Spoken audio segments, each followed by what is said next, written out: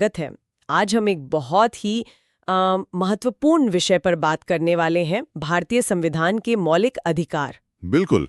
और हमारे पास जो सामग्री है वो एक तरह से परीक्षा की तैयारी के लिए बनाई गई नोट्स जैसी है, तो हम इसे उसी तरह से एक एक करके समझेंगे। हाँ बिल्कुल, एक ऑनलाइन क्लास की तरह, ताकि हर पहलू आसानी से साफ हो जाए। तो चलिए इस गहरी और ज्ञानवर्धक चर्चा को शुरू करते हैं। हमारी पहली स्लाइड का शीर्षक है मौलिक अधिकार क्या है और वे क्यों महत्वपूर्ण हैं। चलिए सबसे पहले इसकी परिभाषा को समझते हैं। स्लाइड कहती है, वे अधिकार जो व्यक्ति के व्यक्तित्व के पूर्ण विकास के लिए आवश्यक है और जिनके बिना मनुष्य अपना पूर्ण विकास नहीं कर सकता। हाँ, ये सुनने में थोड़ा किताबी लगता है ना? इसे अगर हम आसान भाषा में समझें तो मतलब ये वो अधिकार हैं जो किसी भी इंसान को एक सम्मानजनक और पूरी जिंदगी जीने के लिए चाहिए ही चाहिए। अच्छा। इसीलिए तो संविधान के भाग 3, जिसमें अनुच्छेद 12 से 35 तक ये अधिकार दिए गए हैं, उसे भारत का मैग्ना कार्टा कहा जाता है। मैग्ना कार्टा, ये तो इतिहास का वो पहला दस्तावेज था जिसने राजा की शक्तियों पर एक तरह से लगाम लगाई थी। एकदम। और ये अधिकार भी वही काम करते हैं, ये राज्य की शक्ति पर एक जरूरी सीमा लगाते हैं। ये बहुत दिलचस्प है। अब इसकी प्रकृति पर आते हैं। नोट्स में लिखा है कि ये न्यायोचित यानी जस्टिसेबल है। इसका क्या मतलब हुआ? इसका मतलब बहुत सीधा और बहुत शक्तिशाली है। इसका मतलब है कि अगर आपके इन अधिकारों का कोई उल्लंघन करता है, खास तौर पे सरकार, तो आप सीधे सुप्रीम कोर्ट या हाई कोर्ट जा सकते हैं। मतलब हम सिर्फ शिकायत नहीं कर सकते बल्कि उन्हें लागू करवा सकते हैं। बिल्कुल। अनुच्छेद 32 के तहत सुप्रीम कोर्ट और 226 के तहत हाई कोर्ट जाने का अधिकार भी खुद एक मौलिक अधिकार है। यही इनकी सबसे बड़ी ताकत है। ये एक नागरिक के लिए सुरक्षा कवच की तरह है। चलिए अगली स्लाइड देखते हैं। ये है मौलिक अधिकारों का उद्गम और प्रेरणा। मतलब ये आए कहाँ से? पहला बिंदु तो है स्वतंत्रता संग्राम। हाँ, ये बहुत जरूरी है समझना कि अधिकार हमें किसी ने तोहफे में नहीं दिए। सही बात है। हमारी आजादी की लड़ाई सिर्फ अंग्रेजों से मुक्ति के लिए नहीं थी, वो एक ऐसे समाज की स्थापना के लिए भी थी जहां हर नागरिक के अधिकार सुरक्षित हों। और इसी सोच को हकीकत में बदलने के लिए 1947 के बाद संविधान सभा बनी है ना? एकदम। और उसमें डॉक्टर B.R. अम्बेडकर और जवाहरलाल नेहरू जैसे महान नेताओं ने इन अधिकारों की चर्चा को आकार देने में बहुत बड़ी भूमिका निभाई। लेकिन प्रेरणा सिर्फ अपने इतिहास से नहीं मिली। स्लाइड में अंतर्राष्ट्रीय प्रभाव का भी जिक्र है। हाँ, हमारे संविधान निर्माताओं ने दुनिया भर के सबसे अच्छे विचारों को अपनाया। खासतौर पर अमेरिका के बिल ऑफ राइट्स और मानवाधिकारों की सार्वभौमिक घोषणा से बहुत प्रेरणा ली गई। ठीक है, तो अब अगली स्लाइड पर एक नजर डालते हैं जो हमें एक दृष्टि में 6 मौलिक अधिकार दिखाती है। मैंने एक एक करके पढ़ती हूँ। पहला, समता का अधिकार। दूसरा, स्वतंत्रता का अधिकार। तीसरा, शोषण के विरुद्ध अधिकार। चौथा है धर्म की स्वतंत्रता का अधिकार। पांचवां, संस्कृति और शिक्षा संबंधी अधिकार। और छठा, संवैधानिक उपचारों का अधिकार। यहाँ एक खास बात पर ध्यान देना बहुत जरूरी है। बताइए। मूल संविधान में जब वो बना था तब 7 अधिकार थे। संपत्ति का अधिकार जो अनुच्छेद 31 में था, वो भी एक मौलिक अधिकार था। हाँ, मैंने भी ये पढ़ा है। तो उसे हटाया क्यों गया? देखिए, 1978 में 44th संविधान संशोधन के जरिए इसे मौलिक अधिकारों की सूची से हटा दिया गया और अब ये अनुच्छेद 300A के तहत बस एक कानूनी अधिकार है। ये एक बहुत बड़ा बदलाव था। बहुत बड़ा बदलाव। खैर, चलिए अब पहले अधिकार को थोड़ा विस्तार से समझते हैं। समता का अधिकार, अनुच्छेद 14 से 18। अनुच्छेद 14 कहता है, विधि के समक्ष समता और विधियों का समान संरक्षण। ये क्या सभी पर लागू होता है? हाँ, ये सभी व्यक्तियों पर लागू होता है, चाहे वो भारत के नागरिक हों या विदेशी।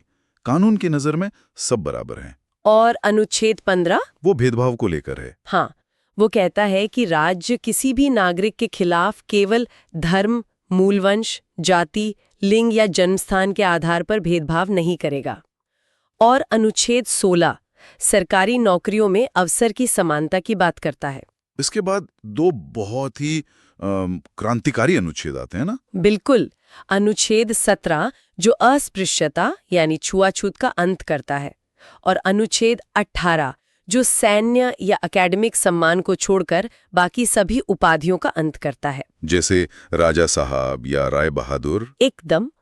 इन दोनों का मकसद समाज में असल बराबरी लाना था। वैसे इसमें एक अपवाद भी है। अच्छा। हाँ, अनुच्छेद 361 के तहत भारत के राष्ट्रपति और राज्यपाल को अपने कार्यकाल के दौरान कुछ विशेष छूट मिलती है। ठीक है, अब आते हैं उस अधिकार पर जो शायद लोकतंत्र की रीढ़ है, स्वतंत्रता का अधिकार, अनुच्छेद 19-22।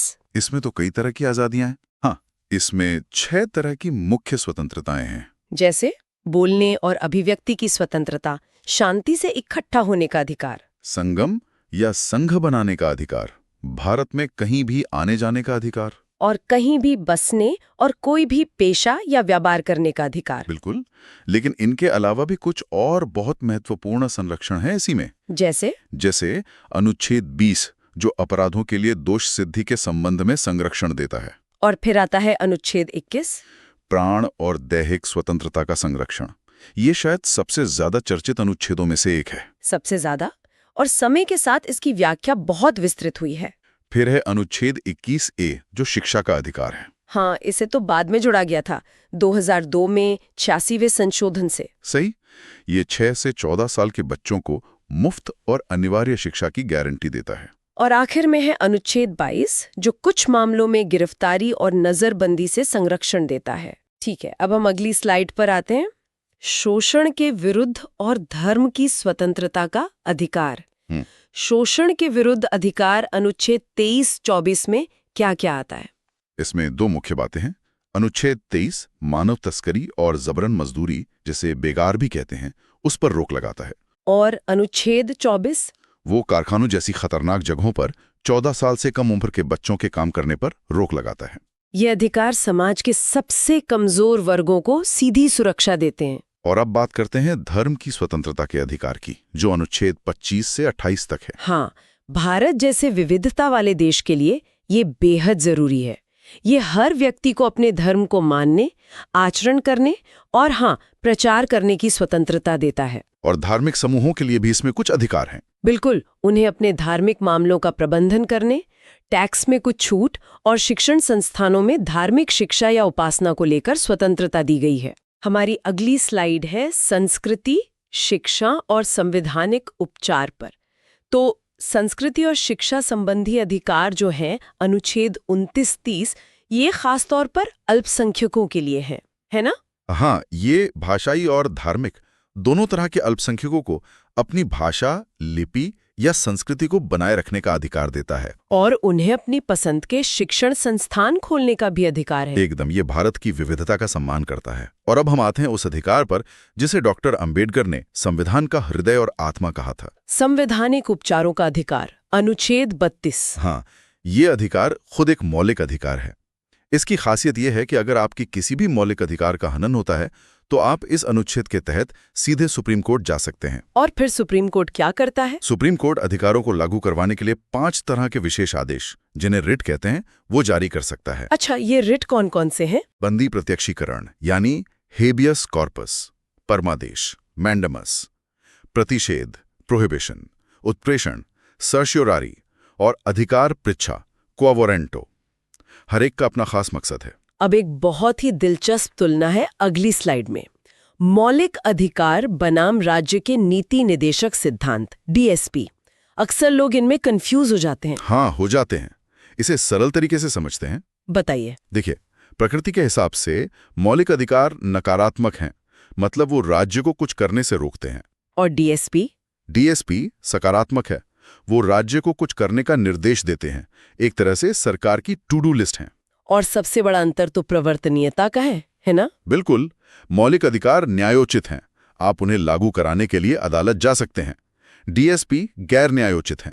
तो एक राजनीतिक लोकतंत्र बनाता है और दूसरा सामाजिक और आर्थिक लोकतंत्र का लक्ष्य रखता है। आपने बिल्कुल सही पकड़ा। मौलिक अधिकार कानूनी रूप से बाध्यकारी हैं, जबकि DSP नैतिक और राजनीतिक दायित्व हैं। इससे जुड़ा एक बड़ा सवाल ये उठता है कि क्या इन अधिकारों में बदलाव किया जा सकता है? अगली स्लाइड इसी पर है। मौलिक अधिकारों में संशोधन और आधारभूत संरचना का सिद्धांत। ये भारतीय संवैधानिक इतिहास का शायद सबसे बड़ा सवाल रहा है। संसद संविधान में संशोधन तो कर सकती है, लेकिन क्या उसकी कोई सीमा है? और इसका जवाब हमें केशवानंद भारती केस में मिला। हाँ, 1973 में केशवानंद भारती बनाम केरल राज्य मामले में सुप्रीम कोर्ट ने एक ऐतिहासिक फैसला दिया और आधारभूत संरचना का सिद्धांत बनाया। इस सिद्धांत का मतलब क्या है? इसका मतलब है कि संसद संविधान की मूल विशेषताओं को, मतलब उसके फाउंडेशन को, नहीं बदल सकती। जैसे कि लोकतंत्र, धर्मनिरपेक्षता, संघवाद और शक्तियों का पृथक्करण। इस सिद्धांत ने संसद की संशोधन शक्ति पर एक लक्ष्मण रेखा खींच दी और संविधान की आत्मा की रक्षा की। समय के साथ न्यायपालिका ने इन अधिकारों को कैसे आकार दिया है? अगली स्लाइड कुछ ऐतिहासिक न्यायिक निर्णयों पर है। हाँ, कोर्ट के फैसलों ने इन अधिकारों का दायरा बहुत बढ़ाया है। जैसे मेनका गांधी केस 1978 का। उस केस ने अनुच्छेद 21 यानी प्राण और दैहिक स्वतंत्रता का मतलब ही बदल दिया। कोर्ट ने कहा कि जीवन का मतलब सिर्फ सांस लेना नहीं, बल्कि सम्मान के साथ जीवन है। और इंदिरा साहनी केस, उसने आरक्षण पर 50% की सीमा लगाई और क्रीमी लेयर की अवधारणा पेश की।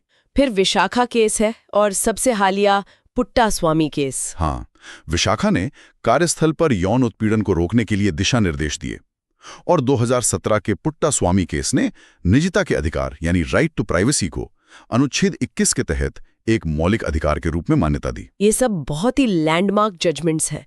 अब एक और महत्वपूर्ण स्थिति की बात करते हैं, आपातकाल।